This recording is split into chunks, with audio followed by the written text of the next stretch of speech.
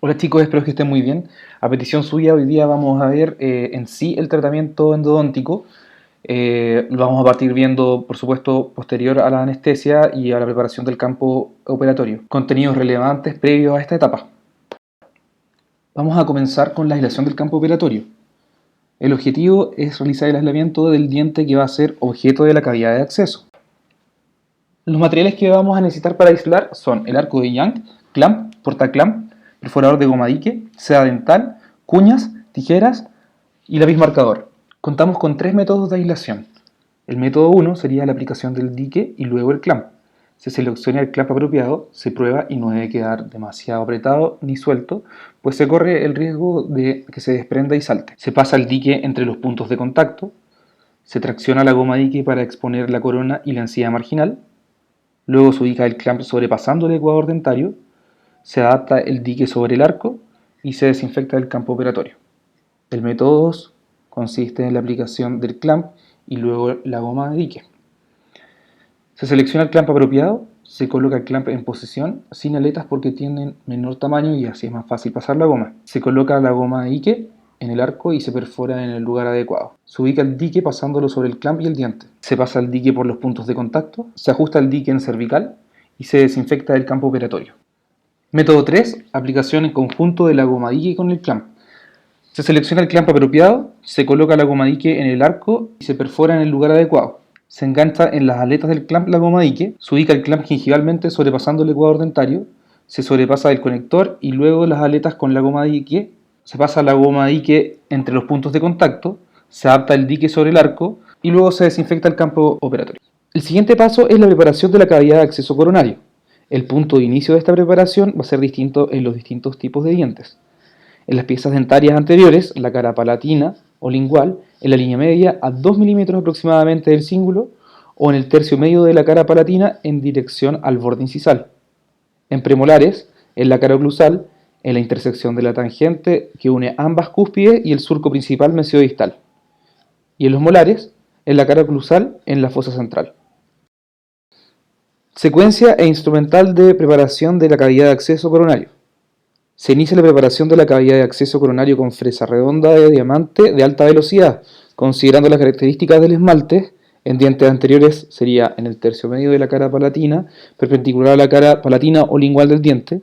En premolares y molares se efectúa comunicando por el punto de menor espesor dentinario, como por ejemplo una foseta o surco que según la radiografía corresponda a la cámara pulpar. Una vez que se llega a dentina, se cambia a una fresa redonda de Carbide de baja velocidad, elegida según el tamaño de la cámara pulpar. Se hace girar la pieza de mano en sentido incisal, paralela al eje longitudinal del diente, en el punto del techo de la cámara pulpar. Se realiza el acceso con movimientos de tracción desde adentro hacia afuera. Esto sería el destechamiento, acción que consiste en el retiro del techo de la cámara pulpar. El siguiente paso es la irrigación y aspiración. Luego viene el vaciamiento del contenido cameral. En dientes anteriores se hace la extirpación del contenido cameral y del conducto, y en los dientes posteriores se extirpa solo el contenido cameral con cuchareta. Luego viene el cateterismo, que significa ver la accesibilidad al conducto. Los desgastes compensatorios son indispensables para lograr un acceso directo. En los dientes anteriores se debe biselar el borde cabo superficial incisal del acceso coronario y se debe desgastar la convexidad que presenta la pared palatina del conducto en su tercio cervical. En dientes posteriores se debe eliminar la convexidad que presenta la cara mesial de la cámara pulpar de todos los molares. Luego viene la irrigación y aspiración, luego la localización y exploración de los conductos radiculares, luego el desgaste de conveniencia. Una vez localizados los conductos, se elimina todo tipo de obstáculos que impidan el trabajo libre del operador y sus instrumentos. Examinar con sonda para la eliminación de cuernos pulpares y puntos de retención. Irrigación, aspiración y secado. Cuando esté indicado, se realizará medicación intracameral y finalmente se termina con el doble sellado.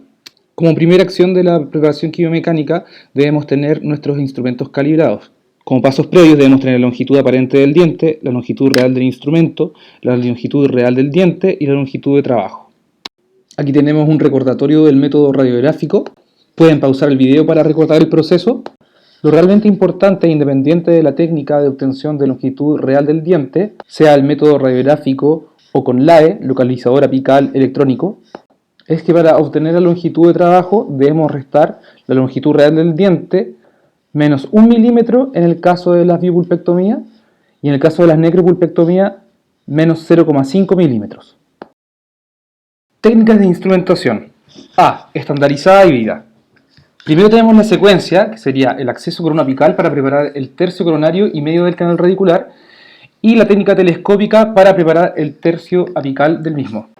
Para el acceso radicular vamos a necesitar instrumental rotatorio, con fresas Gates-Glidden, en secuencia de mayor a menor 3-2-1. Esto está indicado para canales amplios.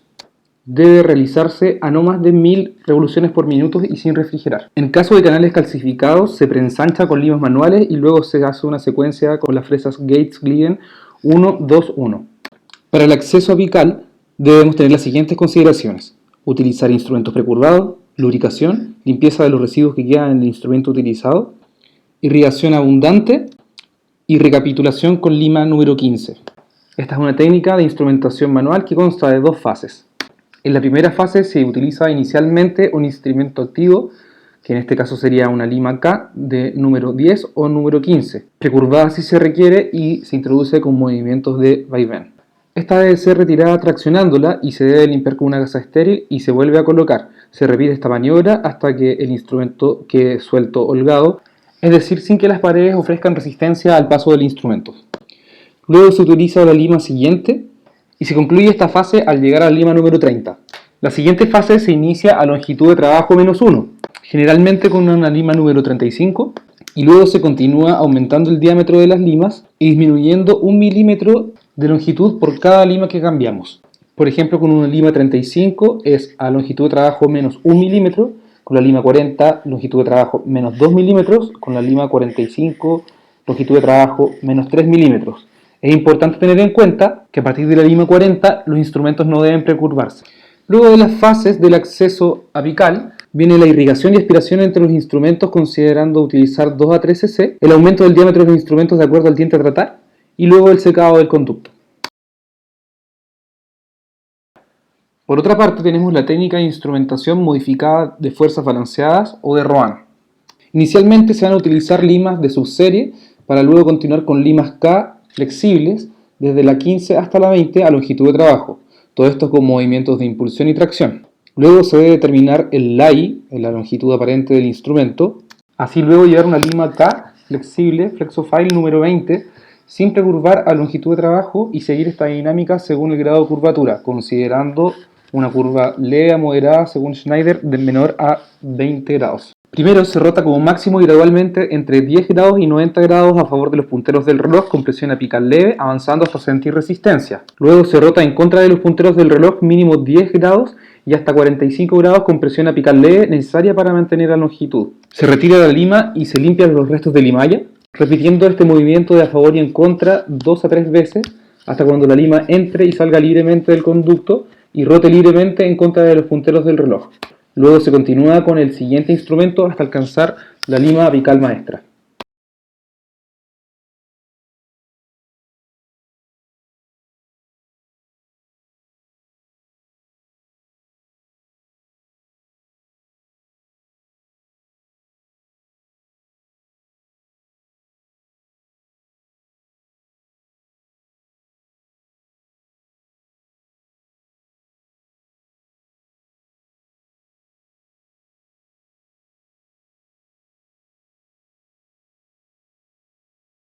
Finalmente vamos a ver las etapas de la obturación biológica del sistema de canales radiculares. Primero tenemos la selección del cono maestro o cono principal. Este debe escogerse de acuerdo al calibre del último instrumento utilizado. Es aquel que a la longitud de trabajo sella los 2 o 3 milímetros apicales del canal. Debe llegar exactamente a la longitud de trabajo, en este caso sería nuestro tope apical, y el diámetro de su punta debe ser igual o semejante a la última lima, es decir, a la lima apical maestra. El cono seleccionado debe ofrecer retención y resistencia. Luego se sumerge durante 1 minuto en hipoclorito de sodio al 5,25%. Se seca con gasa o con papel estéril, se lleva el cono a longitud de trabajo en el interior del conducto, se comprueba que el diámetro esté en relación al conducto, se verifica que quede ajustado y ofrezca resistencia al retirarlo estando a longitud de trabajo. Si el cono no llega a longitud de trabajo, debe repasarse y corroborar la longitud de trabajo con la lima apical maestra. Si luego de ello el cono aún no llega a longitud de trabajo, se debe elegir un cono con un menor número. Si se llega a longitud de trabajo pero no ofrece ajuste, se debe cortar la punta en forma perpendicular al eje mayor del cono con bisturí y volver a probar al interior del conducto hasta obtener el ajuste necesario en amplitud, para que esto otorgue retención y longitud, así como su resistencia. Luego se toma radiografía de control del cono principal, es decir, la conometría, la cual debe coincidir con la imagen de la conductometría previamente aceptada. Preparación del cemento sellador. Es importante seguir las especificaciones del fabricante al momento de seleccionar, proporcionar y manipular el cemento sellador. En la clínica de la universidad contamos con cemento Grossman, el cual debe espatularse hasta obtener una consistencia de pelo libre de grumos, formando una columna de cemento igual a 1 centímetro. Compactación lateral. Para iniciar, llevamos el cemento al canal por medio de un cono de papel estéril que llegue a longitud de trabajo embadurnando el cono principal. Luego se toma el cono principal y se lleva al conducto hasta llegar a longitud de trabajo. Se realiza esta maniobra con lentitud, haciendo movimientos suaves de intrusión y tracción para evitar el efecto émbolo. Se selecciona un espaciador digital o manual calibrado de acuerdo al último instrumento utilizado en la PQM y su longitud debe ser 2 a 3 milímetros menos que la longitud de trabajo. Se debe introducir el espaciador y compactar varias veces el cono maestro contra las paredes del conducto. Se debe producir impulsión y movimiento recíproco hasta sentir resistencia. Debe mantenerse el espaciador por algunos segundos y retirarlo en sentido antihorario. Elegir un cono accesorio, previamente desinfectado, cuyo calibre debe ser menor al del espaciador. Introducir este cono en el espacio producido por el espaciador y compactarlo, como se hizo con el cono principal. Repetir la maniobra anterior hasta rellenar el conducto con la mayor cantidad de conos accesorios hasta que el espaciador no penetre más allá del tercio cervical del conducto.